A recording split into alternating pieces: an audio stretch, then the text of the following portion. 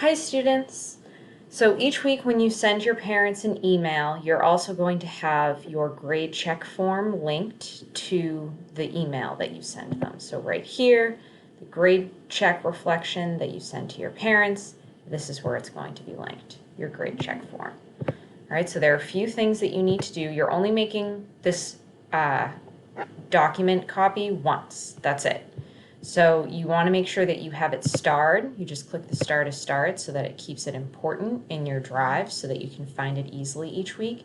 And you also want to make sure that you move it somewhere in your drive where you'll be able to find it.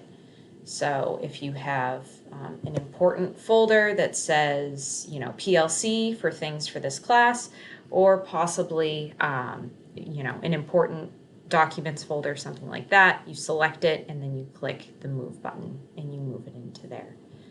And that will help to keep you organized. You'll easily be able to find this document each week. The other thing you want to make sure you do is come up to share and make sure that the link can be viewed by anyone. So you just come in here and change that and make sure it says anyone with the link can view and click done. And then you will have this filled out every single week. This first week, you obviously need to fill it out with everything. You'll find your grades in Canvas, and you'll also find any missing assignments. But once you have all of the classes filled out, you'll just adjust your grades based on what's in Canvas each week, and you'll also just adjust the missing assignments based on what is in Canvas each week. And if you have, say,